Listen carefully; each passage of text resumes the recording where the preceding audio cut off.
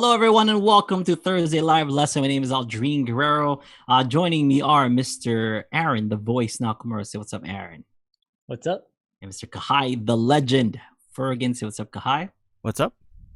All right, so it's just the three of us here. There's no special guest, no nothing like that. Our songs are due. That's why today I actually ran into Mike yesterday, because I had to fix up my ukulele a little bit, and I saw him at the music store. He's like, "Hey, so if you don't have any guests, like for tomorrow, I'm off and stuff because I guess like Scotty's music has has less hours or whatever because they're Would they slowly opening up. reopen? Yeah, they're open. I think for just like 4 hours a day, and they're like some days they're open. So I think 3 days a week instead. Yeah.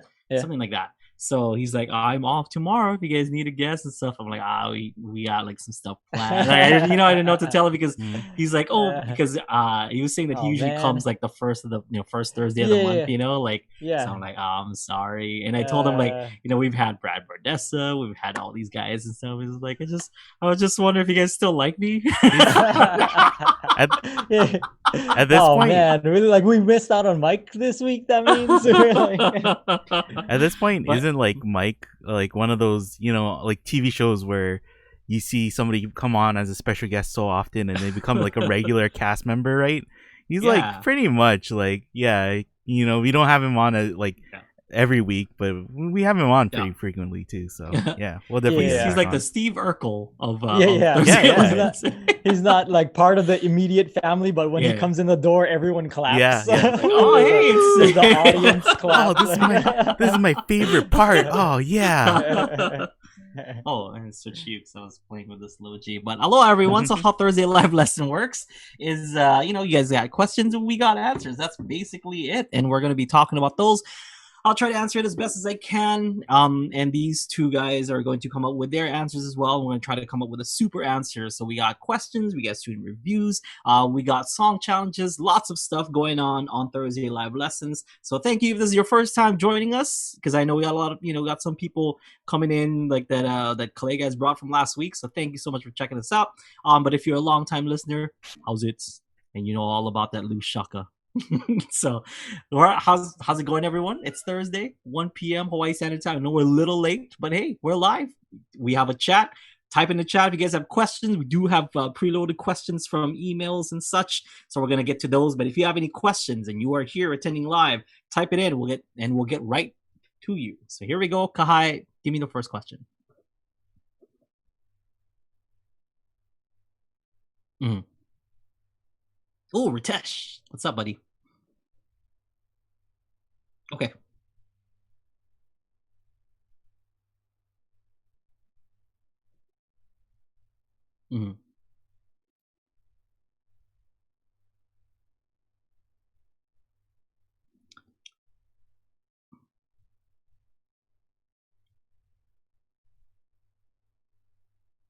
What is the divide between thinking about the notes and playing versus having to build muscle memory for each song you learn? Oh, that's a great question, by the way. That's a great question. So, I would say for the first question, it really depends on the song. You could learn a super simple song, and it would take you no time at all sometimes to go and learn it. But something like Bach's Cello Suite, it's one of those things that it's not gonna happen in a day. And it's by design. Like Bach's not just gonna create something super duper simple that that you could kind of learn it in a day, unless you're like a master of some sort. But like it's not even that, because it's still a tough piece. Like, but if somebody told you like, oh, I just I want to learn, or I want you to play or learn this piece, like I don't know, like body surfing is not going to be the same as like Bach's Cello Suite. Like it's going to be significantly less time to learn body surfing than this to learn Bach's Cello Suite, or even more simple, something like Hanalei Moon. Like, oh, I want to do Hanalei Moon, or make an arrangement of Hanalei Moon. It's going to be a lot easier than that. So it really depends on the song that you're trying to go for, that you're learning. But But to answer your question, it does get easier. The more experience that you have, the more exposure that you have to certain chords and shapes and notes and melody lines and stuff. A lot of those things, especially if they're like modern songs, a lot of those lines and progressions are taken from older tunes. So a lot of the time, those same patterns and same progressions and same melody lines will come up, especially if it's a modern tune. So it does get easier because you're going to come across a certain line that looks familiar, like, oh, I can do that. Sometimes it'd be something like, a lot of the times, if that's your F scale, your F scale frontwards and backwards, and then the line is something like something like that, and you see it, and it happens again. You're gonna know how to play it. Even if it's in a different key, you'll be like, okay, well, that's the same thing as this in F. A lot of the times, melody lines are just not like ripped off, but sometimes they borrow like stuff from the past, and some songs borrow from other songs. Especially things like chord progressions, like 2-5-1 is one of the most common. 1-6-4-5 is some of the most common, and those are going to show up in some songs, therefore making it easy. But something like Bach's cello suite, it doesn't necessarily have a set like chord progression, so those types of songs will be a lot harder to learn. But if it's a key that you're familiar with, and the more exposure you have to a certain key and a certain style also will make it easier to learn those types of songs. So if you've been playing classical style for a while, and how to play in, I don't know, A minor, whatever the key, or D minor, whatever Bach's cello suite is in, it'll be a lot easier than somebody who didn't play that before. But it doesn't make it easy. It doesn't make it like, oh, I can do this in a day or a week, even for some people, But the more the easier it is to tackle on songs, but doesn't necessarily bring the length of time to get it down. That's what I would say. What do you guys think? Yeah. And Ritesh said, just as a clarification, it's just the first part, or the first one in this Bach cello suite. So it's not the full suite. I think it was just the first one. Mm-hmm. Yeah. Okay, well, that's, I think the first part is just like in C, or something like that, right? It's not too bad. Like, so that's if you want to just learn that part, that's not too bad. I think like later on, those chords and the progressions and the melody lines start to kind of form into something super complicated. But I think the first movement is not too bad. Yeah. And I think like something too, like if you look at other people and you're like, oh, it seems like they're learning way faster than me. Like everybody kind of learns differently, and then can be better at learning different things, right? They might learn something faster, but I know like a lot of classical musicians, like if you tell them like, oh, just learn, or just take an improvisation, or just like do a solo over this, they'll have like a hard time doing that, because that's not how they were trained, and that's not how they think. So everybody just has like something that they're better at, and you might be having a hard time with Bach, but you might have an easier time with something else too. So yeah, I think just keep at it. Yeah, it all adds up, and you'll get it eventually if you just keep working at it. Yeah. Yeah. Definitely, just kind of comes down to exposure. Like the more that for us, it's like reggae and like local sounding music is really easy because we grew up listening to that. We're surrounded by that, and so like that groove is just kind of in us. Whereas like something else, like a different types of samba and stuff, like if you didn't grow up listening to that, then you're gonna have to listen to a lot of it in order for you to pick it up. And for somebody who has been around that, a new piece within that genre in a certain style, they'll be able to pick it up easier if they've exposed themselves to that for any period of time. Yeah. It's kind of compared to somebody who hasn't at all. So So yeah, the more songs that you learn in a certain key, in a certain style, the easier that key is going to be, the easier that style is going to be for you when you pick up new songs within that key and style. So yeah, if yeah, it's just the practice and practice. And you tend to gravitate to songs that you like too, right? So if you know, if you like a certain genre, if you like a certain style of music, then explore within that genre and style, and then the easier that will be for you. I think we see that a lot, right? Where it's like a song is popular at the moment, so everybody wants to learn it because it's like, oh, this is the song to play right now. But then people see lose. Also, I'm Yours, Over the Rainbow. Yeah, Wagon Wheel. What's that train song? Yeah. So Hey Soul Sister. Soul right? Sister. Yeah. See also these these songs. Yeah, like we see that where it's like people learn those songs or try to learn those songs, but they're just learning because it's popular, not necessarily because they really like it or they have a deep connection with it. And that's fine if you just learn a song because you like it. You know, you might find out that you really like it later on, but if you give up on that song, it shouldn't be a big deal either. You know, it's like, yeah, that song is catchy or whatever, but it doesn't mean you have to stick with it. You know, it doesn't mean that you have to I have to master this song or whatever. Yeah. So yeah, you know, if you're interested in that song, last week we had Corey Fujimoto and Kahai and Alan. Corey actually played a little snippet of Bach's Cello Suite, just like really short. Like he played it, and that's actually, if you need some advice in playing that song, campanelas, and they talk about it at length last week. You know, at last week's episode. So listen to the stuff that they say about campanelas, because that's what you're gonna need, you know, to play that song. Campanella is very important. Yeah. That's like kind of relates to what Aaron was saying too, right? Like we all grew up with reggae and like island music and stuff. So if you give us any of those songs, we'll be like, oh yeah, we're down. But then campanelas, we're like, what? Yeah. If you give us campanelas, we're like, what are you talking about? And then in the classical world, like, you know, pianists and violinists are like, no, campanelas, that's just goes like this. Yeah. Year 2, what are you talking about? It's not a hard thing to learn. Yeah. Oh, speaking, what was his second part of the question? What was his second? No, go ahead. His second part was when you learn a song, do you keep the notes in your head or do you operate on muscle memory? What is the divide between thinking about the notes and playing versus having to build muscle memory for each song you learn?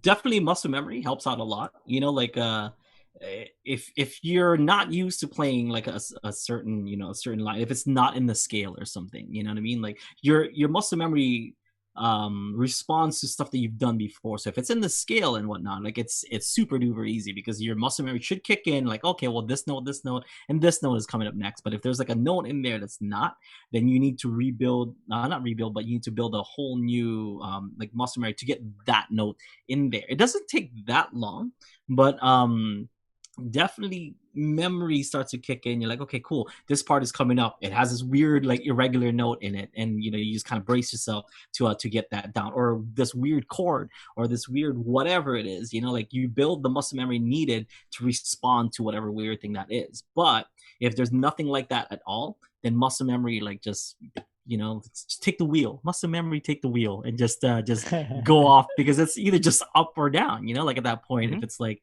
it's in the scale, does the melody line go up? Does the melody line go down? Really, that's it. And just, you know, like, oh, my fingers will take care of the rest, because it knows where to go. You know, but if it has some kind of irregular line in there, that's when, like, okay, well, I can get up until that part where like it's got like an E flat or whatever, you know, it may be. Then sometimes for me, that part kind of stands out, and the muscle memory, you know, kicks in, because I've practiced that part so much, because I know that's something like kind of irregular. So muscle memory does play a huge part into like learning a song. I don't like looking at, you know, at music like when I do stuff, other than like when I'm learning it. But eventually, like, and this is like the long way. I'll try to learn like part by part, line by line, phrase by phrase, and I want to get each phrase correctly. So we always talk about like leaving practices up to 30 minutes and stuff. I'll pick maybe 1 or 2 phrases just for the day if it's 30 minutes a day, and 10 minutes is spent on like learning like certain things, because the first 10 is warm up, the second one is going to be scales. I'm going to dedicate 10 minutes of it. So I'm going to try to learn 1 line or 2 lines if that 1 line is too easy, and just kind of really get it and really like nail down that one, that 1 or 2 lines. And then the next day I'll learn like another line, and then I try to connect it with the line that I learned yesterday. So I'll then retention of of your brain. So whatever my brain can retain from yesterday, I'll try to connect it with whatever I'm learning now. But that's how I do it. I do it line by line, phrase by phrase. I don't try to do the whole thing as as a whole. Like with for example, with body surfing, I remember all the way back then, I just learned.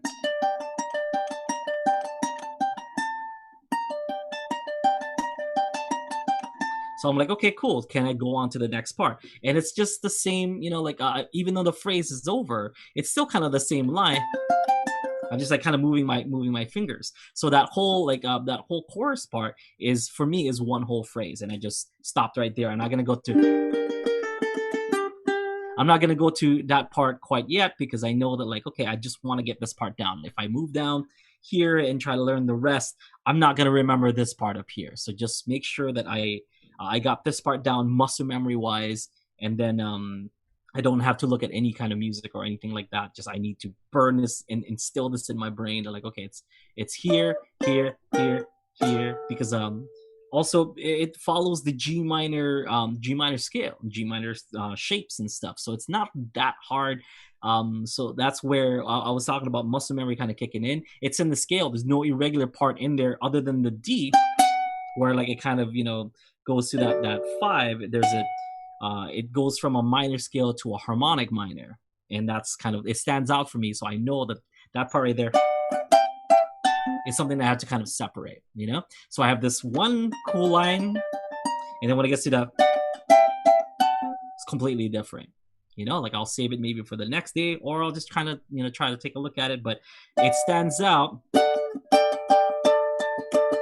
And that's something that I'll remember for a long time, because it's not in the scale. Stands out for me.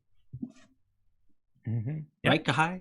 Yeah. Well, I was a few weeks ago, I was talking to Glenn, because we were talking about like learning from sheet music and learning stuff. And I think a lot of people have the idea that when you learn a song, it's like you see the whole sheet music in your head, and you're just like, the sheet music is like flowing in your head, and you can see the notes and stuff. And I guess maybe some people know it that way, but I told Glenn like a little behind the scenes for like when we shoot UU plus solos is like for a lot of those songs, like instead of having the sheet music on the ground, if you need like something to look at to reference, you write out just the chord names, right? Like chords. Yeah. And I think like that's kind of what it goes towards, is like you don't really have all the details memorized. You have like, oh, this is my point A, point B, and I just gotta fill in the blanks from point A to point B. Then I'm going point B to point C. You have like more of a rough outline when you learn more music, and you realize like, oh, like all of these songs all have that same rough outline, and I can almost transfer everything I did for this song to over here. So yeah, that's where it like all connects, and it makes it way easier thinking it that way. Yeah. Yeah, and that's absolutely true. I didn't even think about using that to explain it.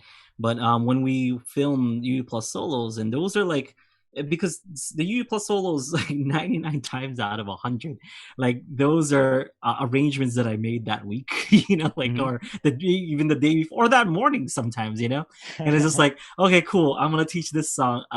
It's in this key. Kahai, here are the chords and stuff, and then like I'll have it on the floor, because Kahai will have me film the actual lesson, and like, okay, cool, the play along first and then the lesson, So he'll have me play the play along. I'm like, all right, cool. I don't quite have it memorized. I don't know it, but I need to put it down on the ground, like so that I can look at at my oh, sorry about the sirens, but I can look and hear the chords, and in my mind, like if I have the chords, then I know what the I know what the singing part is if there's a singing part, or I know like certain melody lines that fit in with that. And I know as soon as I strike the chord, I can hear which one of those notes in the chord um uh, is going to be the melody line note, or if there's going to be an extension, or if it's not in there. For example, like Hanalei Moon, within Hanalei Moon on Yu Pulse Solo. So uh, so it's going to be that F when you see. So as soon as I play that F, I have it in my head. I'm like, when you see you're there. So that's that. So when I'm explaining the video, I'm like, oh yeah, it's C string open fret with all the confidence in the world, even though I'm like, I think it's C, like it's this. When you see,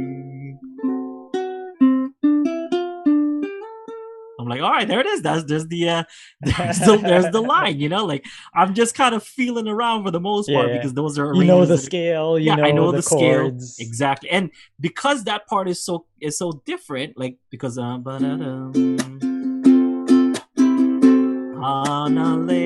that stands out to me because that D7 is not in there, so I know that line because it's like, oh yeah, that's right, I have to make up for that F sharp that's there,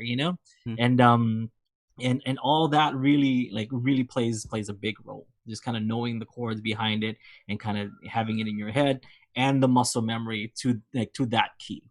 And I think like it plays again, like I forget the last jazz song we did, right? But I think you're like, like let's do this jazz song as a solo, and I was like, okay, cool. And you came in, and then you printed out the chords, or I asked you to print out the chords and stuff. But then I think it was like you told me like, oh yeah, I played this song in high school, like the jazz band high school. So like it was Satin Doll. Yeah. So it's like Satin Doll. You just came up with the arrangement from there, right? Like, so it wasn't like something that it's like, oh, I have a arrangement book of this whole song figured out. It's like something that you played back in high school, and you're like, oh yeah, I kind of remember that song and I like that song, so let's do a solo for that. And I was like, okay, yeah, and yeah, that's how it turned out. So I mean, I want to teach people like jazzier songs and stuff, but I still want to put them in the disguise of it's in the disguise of a jazz song, but it's actually still super easy. You can still learn it and stuff. Like I'll leave it to guys like Abe and guys like Benny Chong to do like the complicated chords and stuff. But like if I'm gonna if I'm sticking to the true like the formula of Ukulele Underground and sticking true to who I am as a teacher, and I know my audience and stuff, and as soon as they see a chord that kind of looks like this, they're like, I'm not learning that song. So I'm like, okay, cool. So Sandal's I'm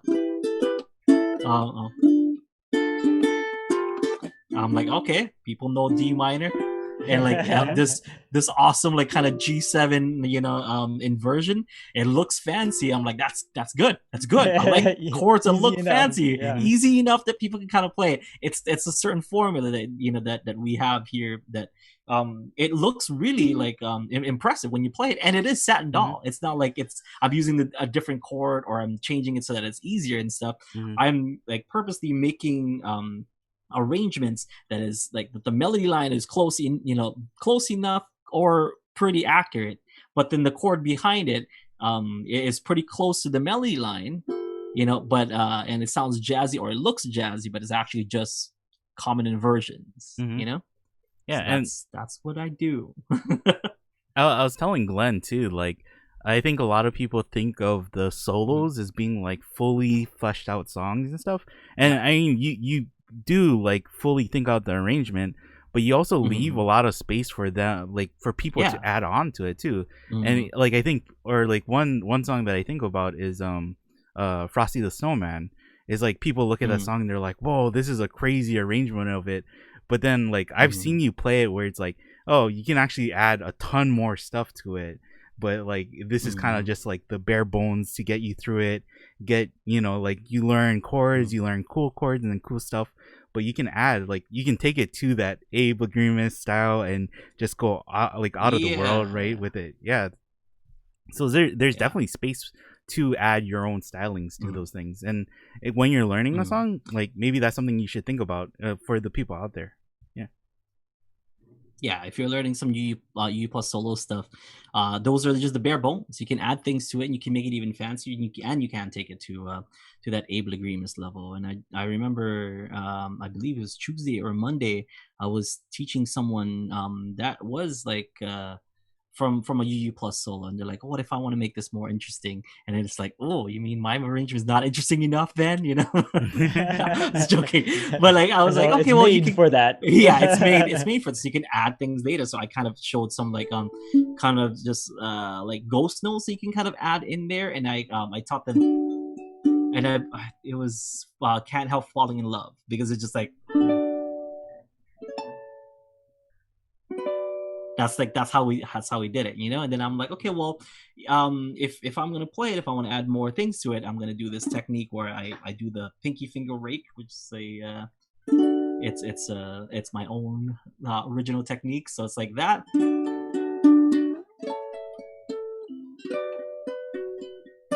And it's like, okay, if you want to be even more, you know, fancy, you can add this note to that, like to that already. So you have this nice little you know, what is that there, like those tension notes and stuff, so you can do.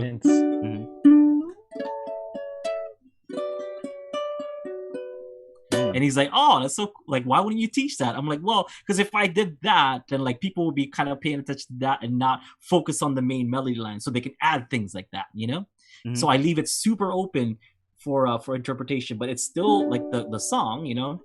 If you learn the UU plus solo to it, you can learn the song itself, but there's definitely a lot of room to make it even better, you know? Yeah. Because if I taught it like how I would arrange things and whatever, it would be a lot longer of a lesson. yeah. And a lot easier to mess up if you don't get the timing right. So add it as needed. Yeah. Depending on where you're at skill wise, or. And I believe that, you know, in all the lessons, we even say that at the end. You're like, okay, well, you can take these and you can add some stuff and make it your own and whatever. And we kind of remind people that you can do that. Yeah. I think people, they're like, oh, why can't you just tell me what notes to play or something? Because they get like it's like paralysis, right? Like from all the options, it's like so many going to ice cream store, and then it's like, I don't know what flavor to get. There's so much flavors, but it really is like there's no right answer. So like that's why we leave it so open. It's like because you kind of have to find out what's right for you, and that's gonna be the best answer for you. Like we can't tell you that. The most common is you remember Europa? We did Europa, and I did like a D minor like improvisation in there. Like, can you just give me the notes to improv? It's like it's like an improv, you know, like you insert your own improv here, you know, like they're like, yeah, but I like that one. Can you just teach me that one? I'm like, that defeats the purpose of like the improv. Because I think Little Wing is catching up to that too, right? Because people are can't you just teach me what Jason is doing? It's like, I guess. That's not really the point. I want to do exactly what Jason did on the spot. It's like, you could do that. You could maybe come up with something better, you know? Like if you just, Do you know where this song is from? Do you know Jimi Hendrix? Like, I don't think like Jimi Hendrix did the same thing every day. You know, it's like, It's like, Jimmy, can you teach me how to play Little Wing? That time that you played it in that one bar. I really liked it at that one music festival. You remember the one, right? You played it so good. Like, teach me exactly. Here, I'll show you. Yeah, I took a video. Here, I'll show you exactly what you're doing. Can you teach me this? It's like, but I mean, that is what you did, though, right? with some of Jake's stuff. Yeah, and that's what I did. You know, like and I put, you know, and that's why I can, if I were to play that song again, I can go off of that solo, but I know that, you know, I now know the scales and the technique around it to kind of like make my own, you know? Yeah. What you do. That's what you do. Any other questions, Kahai? I think that was give me a second to check the chat, because you want to talk about the what is it, student reviews while I'm looking at the chat question? Right, we got a couple of student reviews, one from Will and one from Wesley. You know, familiar names and familiar faces. So for Will, you know, we're talking about kind of strumming through and hitting all four strings. The most recent video that he showed us, you're almost there. buddy. You're almost there. You're holding the ukulele correctly. And I think it's just the wrist is kind of the only thing that you kind of need to do now. Okay, just making sure your wrist kind of follows through. So you're kind of pointing to yourself and pointing down to the ground. So this kind of pointing yourself and down to the ground, it should hit all the strings. So see, I'm pointing to myself and down to the ground. That, you know, I have this much space that I'm kind of occupying. So just do this, keep pointing yourself, pointing down to the ground, and just go closer to your, you know, to your ukulele until you can hear and those two notes. If just strum down, if you can hear this and this, don't like do a strumming pattern or whatever yet. Just do a strum down. And make sure I think it's more his up. Oh, okay, yeah, same thing. That so doesn't get all of them. So do the opposite. Do the up. So make sure that you're getting this and this. So do down, up, and make sure you hear both. Yeah. Sorry for all the noise. They're like fixing my neighbor's roof. So that's what all the noise is back there. But yeah, so if you just I just do that. Just kind of pay attention to your, you know, to your wrist and really listen for those two notes. More importantly, this note, you should be all good because you're almost there. You know, you're almost there. Yeah, I mean, if you were to put a marking on the center of your hand in your palm, on your up strum, if you're looking down, like if you're holding it correctly and looking at your palm, like you should be able to see that mark on the up strum. As soon as you strum up, it should be right there. Yeah. Oh, I thought you meant like for the down strum, you're just like letting it go. Yeah. So you're up strum, you're pulsing to see the marking, and then you're letting it go. Yeah. Basically the same thing as the bottle with the dot on it. Yeah. So I'm like watching your video. It kind of looks like there was not just a little bit less rotation than needed. And so if you just fix that one thing, and I think you're golden. Yeah, you're almost there, buddy. Almost there. It looks good though. You know, it looks a lot better than than the past few weeks that we've seen your student reviews. So good job. Keep it up. Keep it up. Just fix just a little bit. Sorry. Speaking of fix, I'm fixing the microphone here. I hear some noises. There it is. Perfect. Yeah. So there's a microphone down here that you guys don't see. I think Will too. Like he sent me a message today, and he said like he's having a hard time getting the chunks because it seems like his thumb isn't close enough to mute the strings, and I think that's like another symptom of like that, you know, not strumming all the way through is that like your thumb isn't gonna be in the right place. So you really gotta get that. The rotation of your hand. Yeah, because if you don't follow through and just go here, your thumb stays up here. You have to follow through so that your thumb is in the right position to stop all four strings. Yeah. I told Will too, like looking at his video, I think something else that it seems like he's kind of holding on to is hitting the strings with his nail and like directly trying to hit the strings with his nail. And because he's doing that, it's actually causing him to like not twist his wrist fully, you know? So like you don't so it could be just that kind of not the flat part of the nail, but maybe kind of the side where there's flesh and nail, like kind of that's fine when you're doing your strum down. So that's kind of where you would feel it, right? That's where you feel the strings brushing. So here, and not like this. That's not how you strum. It's here. So you're hitting you're getting the nail, and then there's a twist of the wrist so that your thumb should be over here when you do the chunks. So from here you're pointing to yourself, and then there you're pointing down to the ground. So and even you can kind of curl your pointer finger in too, so that it's not as like, I guess it's not stiff. Your pointer finger shouldn't be stiff, or like kind of relaxed, and then the thumb can almost hit the strings even before your Mhm. your pointer finger, or it's like basically at the exact same time Mhm. that they're Mhm. they're And don't they're like hitting the I strings. see a lot of people do this. Don't like do this with the point Yeah. where like you're you're pointing. You like relax your hand like Yeah, this, so it it looks should like be that. relaxed. Yeah. When we say point to yourself, we're just talking with just the pointer finger. You know, like just Mhm. kind of point like this, but relax the other fingers. It's not necessarily like point like point like do this. Yeah. Yeah. So it's like Yeah. relax the hand, relax the wrist, and use the Yeah. pointer finger to point. You're not curling your other fingers into like a fist, right? Because like No. yeah.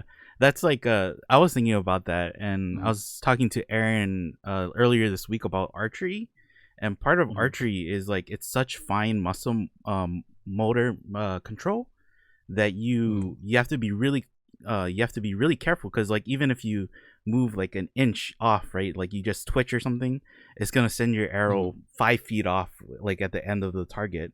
So you have to be really careful about that. And one thing that they tell you is like you don't want to, if you make your hand into a fist holding the bow, you're adding more tension to the bow itself, and you're more likely to knock the arrow off or do something else. So you're the natural position of your hand is just like if you just had it on your side, right? It's not straight. It's a little curved in, but it's also not a fist either. And I think that's like the same thing for strumming too. It's like a little curved in, but you don't have it straight out, or you don't have it, in a fist either. It should just be relaxed. Yeah. So our second student review is from Wesley. Wesley's still working on his, speaking of which, box first cello suite. Same advice. I mean, it does look better. You're starting to use, different chord voicings and stuff. But I would give you the same advice as I gave Ritesh to earlier. Check out, and because we've talked about this, we talked about using campanellas, because as soon as you lift, if you're playing, like as soon as you're lifting that note off, it's not gonna ring out anymore. In order to to play that next note. So if you want to play that song in what it's supposed to sound like, especially because you have an 8-string ukulele, it's going to be a lot tougher to make those notes kind of ring out better, because the more strings you're doing, the more you kind of have to make sure that you're controlling that string to ring out. Okay, so my best advice would be to utilize your other strings, and not just try to concentrate on just the A to play all those notes and stuff. You have the G, you have a high re-entrant G. Even though if you're playing an 8-string, it's like re-entrant and the low, like it's still fine to use as a campanella, and really make those notes ring out, because they're not ringing out if you're playing the line on the same string. So utilize the other strings that you have, and really use campanellas to make that song move, because it's not moving if you're just kind of playing it like how you would with a normal picking. It's not going to be normal picking. You have to make as if your uke is a piano, or is a cello, like in that sense. So Yeah.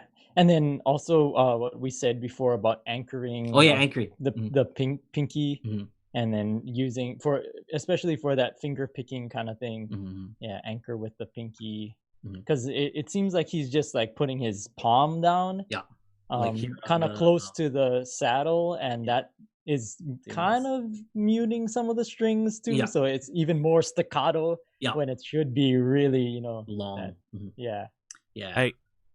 I think we talked to Wesley about anchoring with his pinky before, right?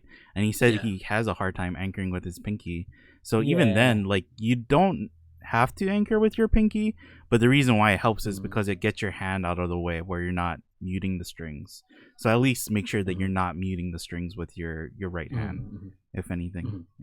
And I wanted to say too, like, it sounds like his left hand, like sometimes it's all scrunched up, and it sounds like you can hear the tension when he's playing. So like if you're not using all your fingers to hold down strings, like the fingers that you're not using to hold down a string, you can have it stretched out. You don't need it to have it scrunched up too. So like just kind of relax a little bit more, like that song is supposed to sound like it flows and it's nice and relaxing. It shouldn't sound like you're tensing up when you're playing it. Yeah, and you can hear that. The staccatos are like are doing the opposite of what it should sound like. Yeah, and then also that song too, even though it is, I think it's like 16th notes for every note, so it's like very regular, but like I've never heard anyone play it like exactly 16th. It's always like a flowing, like a like kind of, and volume changes and like tempo changes. For like any good version of that song, it's always like a volume and tempo change, where it's not, even though it's written as 16th notes throughout the whole, pretty much that whole first section, it's not da da da da da da da da, you know, like that sounds kind of like if a robot were to play it. So you have to give that dynamic, like a tempo dynamic. So another advice that I want to give is I feel like you should take a break from the song too, like because you've sent us box versus cello for the past, I don't know, maybe like how many months now and stuff, and you're working on it for a few months. I say take a break, like it's starting to look like you're kind of burning out like on this song. So if you take a break and kind of focus on another maybe classical song to just kind of, even though you're taking a break, you're still kind of exposing yourself, like what Aaron said earlier, to to the same kind of genre of music. Because if you're just kind of running into the same walls like every time, I feel like you might not have the right like technique or the muscle memory kind of needed to play the song for now. But if you learn something, and maybe that other song might have something similar to it but might be easier to introduce you to those to those newer concepts that you don't quite possess yet, that might help you out a lot. Like let's see, I don't know, like any other, like maybe something from Beethoven or even for Elise or anything like that, to just kind of keep it in the same genre, but it's not this song. I feel like you should take a break for now, so that you don't get burnt out and you don't get frustrated and all this stuff, and then you're coming at it with fresh eyes and ears. Maybe just take a month or something. I'm not saying like, oh, stop learning this song, learn something else. It's just like just put it in the back burner for now. Like you can jam it if you want to, but actually like going and learning and sitting down and stuff, I think you should take a month off. I think so. So then when you come back to it, it's like the analogy we used, right, is like if you're mountain climbing and you hit like a rough patch in the mountain, and it's like almost like a sheer cliff overhead, and you have to climb upside down to get over the cliff. It's like some people, like people look at that and they go, I'm gonna go straight for it because straight is the best way.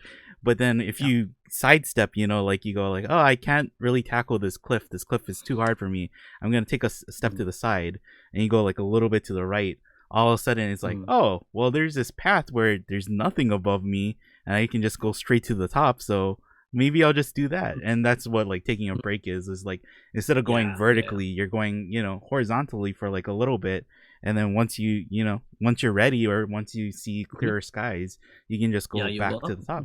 So it don't closer towards the peak. It's like you don't have to think about it as giving up, or it's like, oh, but I really want to get this. It's like you will. It's just it doesn't help to keep hitting the same wall over and over. It's like because you are showing improvements and stuff, and the voicings are definitely like changing and whatnot, and your approach to it is changing. But I feel like you're reaching your burnouts, and before you get frustrated, or I don't know if you are already, just take a break and then learn something else that will expose you the same kind of genre and the same kind of techniques, but maybe try a different song for now and then go back to it.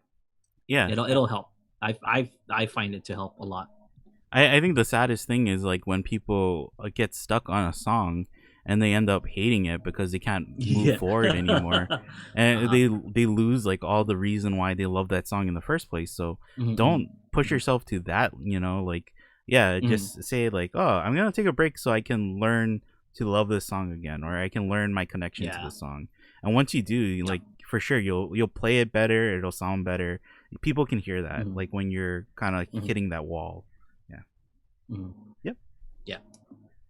Okay, so those are our two Student reviews. We do have our songs due today, but before I talk about that, so the songs that I'm talking about is we have a live lesson songwriting challenge, that we put together every now and then. And this time our challenge is to write a song in D. Really, like that's it, right? Just to write a song in D. And I think the bonuses are like write some lyrics, I think country, and then jingle, like write a jingle, like, so we have our jingles. But before we get into that, we did have a submission for the songwriting challenge. How many did we have, Kahai? Well, that we had one because they were having trouble posting to the forums. So I don't know if other people are having that same trouble too. But if you are, just email us, and like we're trying. We'll figure out the problem with the forums, but email us so we can see it, because we really want to see your guys' songwriting challenges and submissions. Yeah.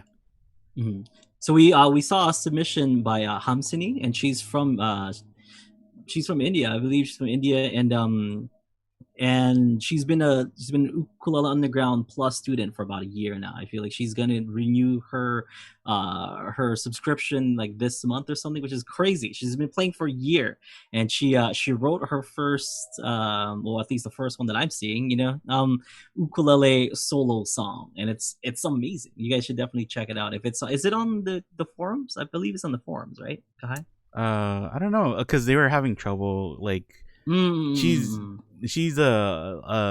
pretty young, right? Like, yeah. So her parents were emailing me saying that they had trouble, but they sent it directly to us so we could see it, and it's definitely awesome. It's awesome. It's awesome. I'm so proud of her.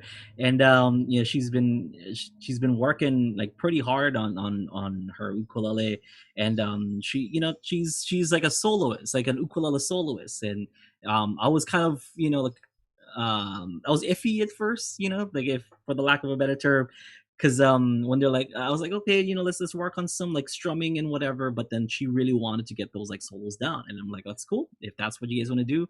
And she really worked hard on it, and she knows songs like Super Mario, like she can do stuff like was that other kind of for Elise, she's she can do lots and lots of UG plus songs, and that was the route that she wanted to do, and she worked hard, and she can do it, and now she can like write her songs, which is amazing. If it's on the forums, check it out. She's insane. I am so proud. So good.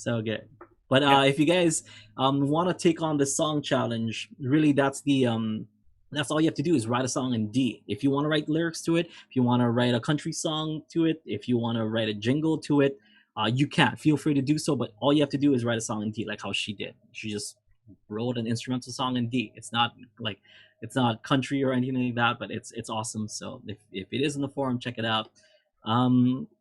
Submit it, because we'll take all the submissions, we'll put it in a hat, and we'll pick a name out of the hat, and we'll give that person a nice little prize. All good, right? Okay, so that is due for you guys next week. So next week, Thursday, we're gonna cut it off, and that's when we'll pick the name. Okay, but for today, we're gonna show you what we have to kind of give you guys some inspiration of what to write and what to do for the songwriting challenge. So once again, it's in D, country, lyrics, and jingle. Okay, so usually I go first. I'll show you guys what I have. So that's why I have my low G here, because I feel like this sounds a lot more country than my other ukulele. So this is my song. I did write a I guess it's a jingle, but it's about one of my favorite snacks here in Hawaii, and I can barely get it. It's because you have to find somebody that makes it. Okay, here we go. But trust me, it is an actual snack here in Hawaii. Just want to say that before I sing this song. And I'm not trying to offend anybody, but it is how the song goes. Here we go.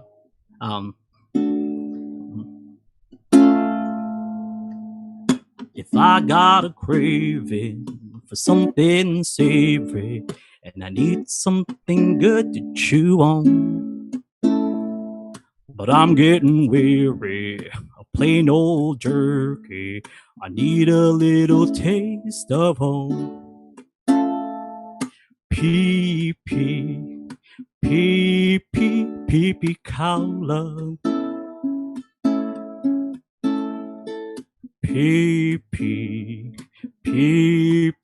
Pipikaula. Kahalihui, Koloa or homesteads, no matter where it is you call home. If your mouth is watering for something salty, here is something good to chew on. Pipikaula.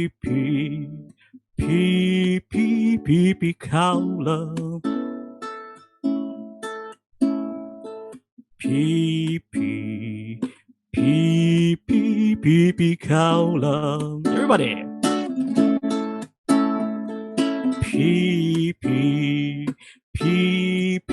Pipikaula.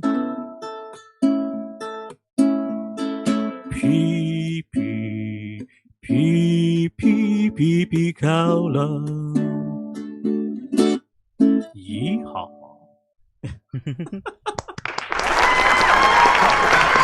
That's my song. So Kahai, what is Pipikaula? It's like a smoked meat, right? Like that's how It's they jerky. make it. Yeah, It's like, cowboy jerky. So I Yeah. was like trying to think of something country, like something connects to country. It's Pipikaula because Paniolas eat Pipikaula as like their jerky. It's like Hawaiian jerky. yeah. Pipikaula. Pipikaula. It's a thing. Look it up. It's delicious. Before you like even said your mouth was watering, in the song, Yeah. my mouth Yeah. was watering. I'm like, oh man, when was the last time I had Pipikaula? Like, Yeah. So that was mine. It's in D. It's basically just D and A. I did add a sharp 5 in there. So just so for those of you who are wondering, it is an A with a sharp 5th. So it kind of gives it that that chord. I associate it with stuff like I was playing the Beatles "Oh Darling," and that's like the first chord you hear. Oh darling. That's the chord. I'm like, I want to use that, and that is also used in "What's Going On" by Marvin Gaye. Today and Father. I'm like, I'm gonna use that in my country song. It's gonna be awesome. But yeah, it's just D-A with an A sharp 5. Well, keeping it simple works. Like it works well for that jingle, right? Yeah, like, for country. Yeah, for jingle. Mhm. Yeah. It's just easy to remember and have in your head. Yeah, that was a great. I'm gonna call Ron Wiley. I'm like, I got a song for you. Who's calling? Please don't call this again. Yeah, is this Aldrine Guerrero from Puating? Oh, again? No, we don't want to hear your Simon song again. And really, that's the only thing that he remembers you for, anyway. So not for anything else I've ever done in my life. Yeah. All the accolades and stuff. It's always for my Simon song from when I was in high school. That's a deep pull for those of you folks who get it, who get the joke. Yeah. Is that can you hear that anywhere? Is that posted anywhere online? I don't know. I have the album. I think. Yeah, I don't, or I know where I can get it. If I don't have it in my house, I know where I can get it. And then we just like put it up. Hilarious. Yeah. Hamura Simon, the song. The song, yeah. By Puating. Featuring Aldrine Guerrero. Yeah, that's the first ever release. That's how my career started, was with jingles. With jingles. With a jingle on the radio. Yeah. So little known fact about me. All right. Who goes next? Is it Kahai or you? Yeah, I'll go. Okay. Yeah, I usually go second. Mm-hmm. So, yeah, I'll just play my song. I think you guys should hear this. So. Okay.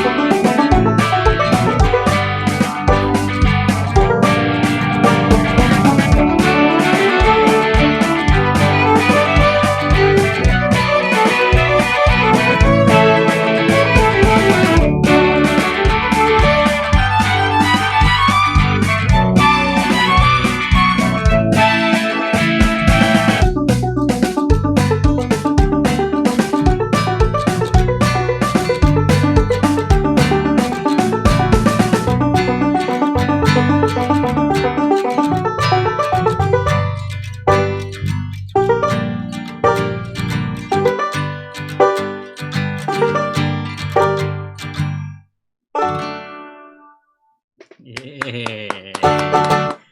Give yourself the barbecue sauce at the end. I love it. Yeah. I love it. Give yourself the button, man. That's Press it for yourself. Yeah, press the I- clap button for yourself. okay. Yeah. There it is. That's cool, dude. You have to The- sequence all that. That's a lot of notes. Yeah. It wasn't so bad though. It's a lot That's of impressive. a lot of arpeggios for like the banjo stuff. Mm. Yeah, that's something I like about the songwriting challenge is besides like challenging us to write songs, is every time like I need like, oh dang it, I need like a banjo VST. Okay, I'm gonna go look it up and go get a banjo VST now. I guess I looked in my library. I was like, don't have a banjo, but I need it. Okay, I'll go get one. So, yep. Yeah, that was very like kind of Mumford and Sons. Yeah. Well, like unfortunately I'm not a huge country fan, so probably my best reference to country is Yellow Card, a pop punk band. They have a song called View from Heaven, and I took their direct like drum their kind of drum sequence. I took that from their song, and I was like, okay, I'm just gonna lay something over it. So if you listen to the drums from View from Heaven, it should sound pretty similar, Yeah. That's cool. Thanks. Hey, good job. Nice. Good job, Kahai. All right, Aaron, I'm excited. Yeah. So because it was supposed to be due last week, and I had heard that they were opening up Las Vegas on that day, Thursday, last week Thursday, they opened up Las Vegas, and I thought that is a fantastic idea, right? Considering the current environment, And so I couldn't help myself, and I wrote it in like a week, and then we moved the date for for this to be due. So it's kind of late to the party for this song, but yeah. So it's yeah. I didn't think I was gonna write a song about this whole pandemic kind of thing, but topical. It just happened. Sometimes when you're writing songs, like the song just wants to be made, so you just gotta. You're like the Bob Dylan of ukulele. Just gotta follow it. Yeah. It's blowing in the wind right now. But yeah, okay. So here it goes. Let's see if I can do this. It's been a while since I played it. So.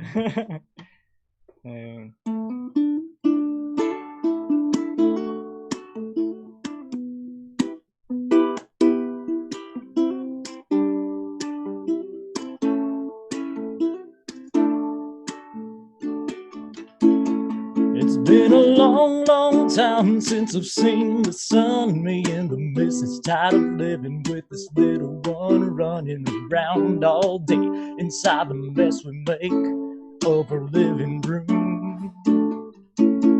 'Cause it's a long way back to normality. This television ain't for watching the TV. It's passing as a conference room, virtual chats, ballet classes, and the doctor's office talking to me. But soon as we get set free, soon as I get unstuck, I'm doing something just for me. You better bet I'm off to push my luck. Come on and push your luck in Vegas. Come sit in every leathery, velvety chair. Come in and just roll the dice and don't think twice about inhaling our recirculated hotel air. Come on and push your luck in Vegas. We promise that we sanitize like all of the time. You'll be counting up winnings and minding your millions less than 6 feet from people in line. So if you're ready to get unstuck, come on, push your luck.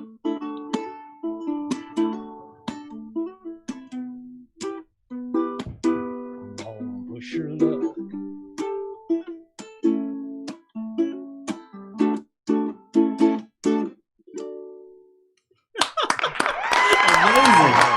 Amazing.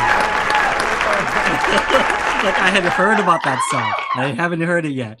And you're like, oh yeah, I guess Vegas because you're telling me about it last week. I'm like, oh, I can't wait. I have to wait another week to hear this song. So good, so good. So yeah, I mean, tried to make it kind of start off like a serious song, but it just wasn't going. So amazing.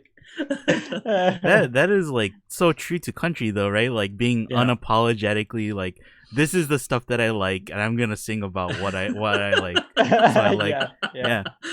I could totally imagine like a real country, like, you know, artist right now, like making a song about like, I like Vegas, so I'm just gonna write a song about going to gamble in Vegas. yeah. And then at the same time, it's very like sarcastic and very, you know, love the tone. But like hot button issues, Harry. Hot button issues. But yeah, and kind of a lot of country songs kind of like embrace that blue collar, you know, like And so I was thinking kind of there's a song called Just Another Day in Paradise. I forget who the country artist is, but I was kind of thinking in that vein for the verses at least. It was kind of like, you know, setting up like, well, you know, it's just a blue collar day and this is what we're dealing with right now. The misses. Yeah. And then the rest of it was all jingle. Oh, awesome. Come on down. Come on down. Yeah. Good luck. So good. All right, gang. So if you wanna try your hand at the songwriting challenge, you just gotta write a song in D. You can write lyrics if you want to. You don't have to like Kahai did. You know, you don't gotta write lyrics to it. You don't gotta sing country, or you don't gotta even do a jingle. It's fun though, you know. So if you do want a songwriting challenge, write a song in D and write a country song in D, or whatever you want to do. Just have fun with it. Post it on the Ukul Underground Plus forums or email it to us. Doesn't matter as long as we get it. I'll put your name in the hat. Pick a name out of the hat, and yeah, you'll win something nice. Fun. I guess I don't know what it is yet, but we'll figure it out, and when we figure it out, we'll give it to you. Yep. All right, so that about does it for our Thursday live lesson. Very, very nice, gentlemen. So let's give everyone a round of applause. Some great songs today. Good job, guys. So we'll see you folks next week. Have a great one. We may or may not have a guest next week. Who, just if not, we'll have Mike. We'll have Mike on. Okay, because he wants to be on. Okay, yeah. What's that, Kahai? Were you going to say something? No, I was wondering if that's what I was gonna ask, if we're gonna have a guest on next week. But I guess either way, we'll have a guest or we'll have Mike. You know, everybody loves Urkel, so yeah. The guest. Mike is a guest. Mike is a special guest. You know, I love Mike, but he's like one of those, like you said, like regular guests, like an Urkel. No, we're like Olive Garden. When you're here, you're family. So Mike is family. When you're here, you're family. And on that note, have a great one, everyone, and stick around for one-on-one coaching. We'll see you tomorrow for Lower Friday Live Jam. Aloha.